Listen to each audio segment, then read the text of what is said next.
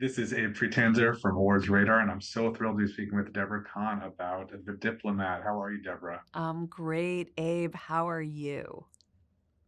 Good, good. I was looking at some of your previous work and noted that you wrote on both Homeland and The West Wing, which makes a lot of sense because I feel like this show is their sort of strange baby. Yes, that's Strange Baby. I'm going to write that down.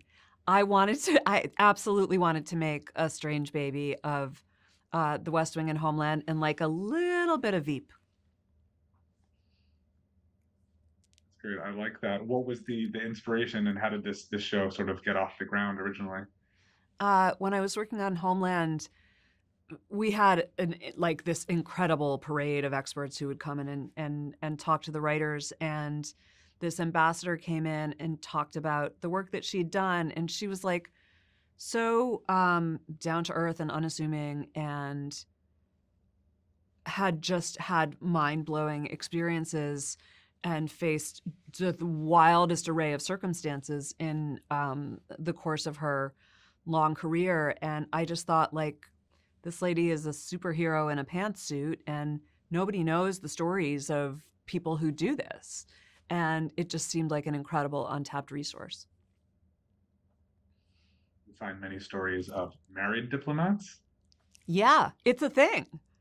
I I was interested in that dynamic because it happens all the time in film and television, but it turns out that in the Foreign Service there is this thing known as tandem couples, and there are a lot of them. And I mean, it makes a certain amount of sense. You have to be with somebody who's excited about the idea of moving to some different part of the globe every 3 years. You've got to be with somebody who's up for that, and willing to spend their life overseas, and willing to sometimes be in hardship posts. And there's also sort of I think a romantic quality inherent in being posted abroad and doing work that's important for the world and for your country, and falling in love in those circumstances, I think, is easy to do. And then 15 years later, it's a little bit less easy to do, which is, of course, true of all relationships. I like seeing Carrie and Rufus in these roles. Were they created for them or that happened beforehand? They were the dream versions, and uh, you know, I feel I've used all my karma in life, getting those two dream actors for these roles. They're really great, and their relationship together is really great. They have an amazing chemistry. They enjoy working together, and that is infectious and I think absolutely visible in the work. I think it's a great show also that deals with has a lot of different supporting characters who have their own sort of Yes. interpersonal relationships. Is there like a diagram of how everybody connects to each other, in the writer's room, or it's just there it's not that complicated? No, it's pretty complicated. I think there's like a big binder full of who was where when in their career, and who went to Singapore and who met or didn't meet. Yeah, no, it's complicated. I also like that we get to see these, big, country leaders with Rory Kinnear and Michael McKean, who are both, I think, capable of being extremely intimidating, but I also think almost immediately to some of their more comedic work. That's what I was looking for in basically everybody, is somebody who could go really deep on the drama side and uh, realistically and honestly portray the intensity of those environments, and also just be a total goofball. Because I think that's what happens in situations like that.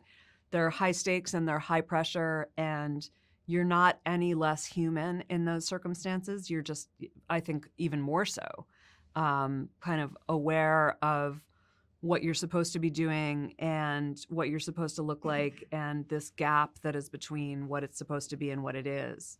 So you've got to really be able to spin both of those plates. Uh, yeah. One of the things I asked Carrie when I spoke with her is the all the swearing. I feel like that's not something I remember from The West Wing, and I know that's because it was on NBC. But have to wonder because especially with, the British, I feel like they have this they want to project something that feels more tasteful. But whether this is something that happens in real life, but everybody's just swearing loudly and in full, earshot of other people. Uh, I don't know. Maybe I have a really odd, screwed up experience of the world, but it felt to me uh, honest, and also it felt like a great way to get at the kind of essential distinction between your onstage persona and your offstage persona, and your appropriate and presentational and, simply put, diplomatic version of yourself versus what's really going on underneath there.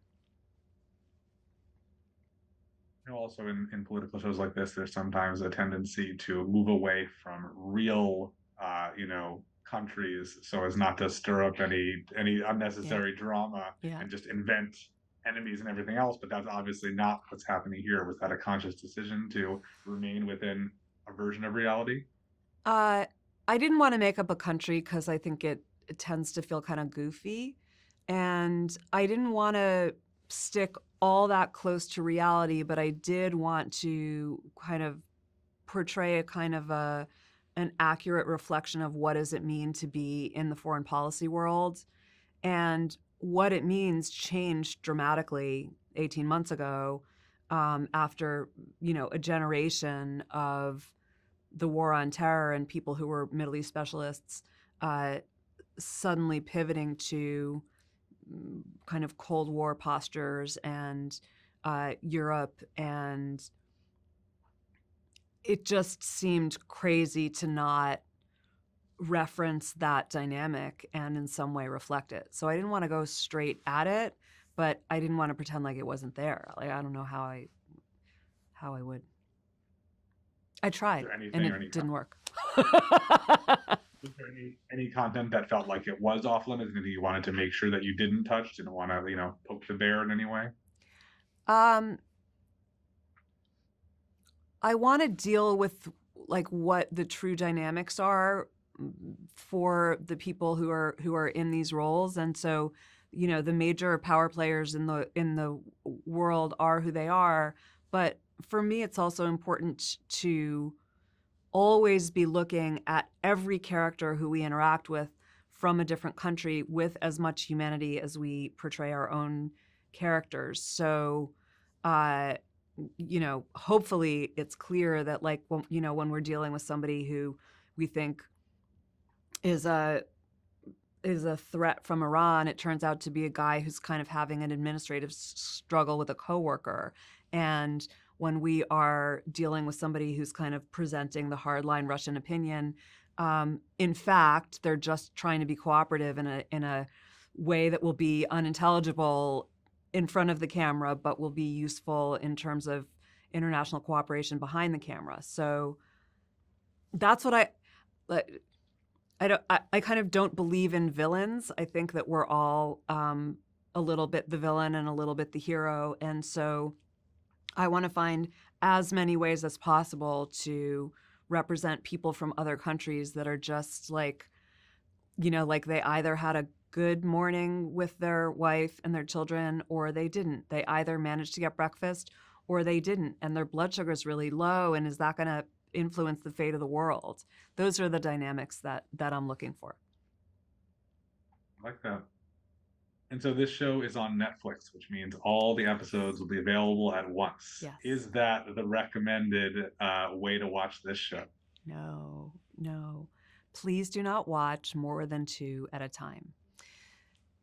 Even if you feel like you want to, by the end of the 3rd hour, you're just going to feel nauseous because you've been watching TV for 3 hours. And I don't want you to get to the end of the episode and feel nauseous. So don't do that. So nothing to do with the content of this show, just that's too No, much TV all at once. just the dynamic of like you're sitting there for 3 hours. That doesn't feel good. But presumably there are people who will sit down, like Carrie Russell mega fans, just like will sit down and, watch everything all at once. In terms of the actual pacing and the content of the show, do you feel like it's better, is every episode contained enough that that should be satisfying on its own, or is it going to make you want to just keep going?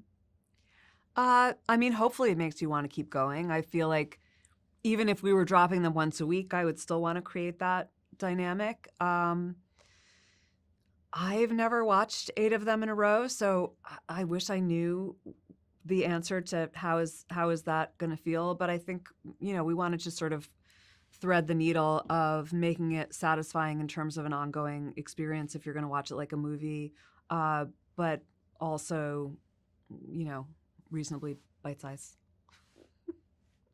Fair enough.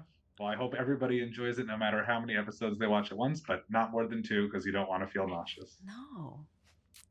Thank you. Thank you for that public service announcement. I appreciate it. Well, thank you for speaking with me, Deborah, and good luck with the show. Thanks, Abe. Good to meet you.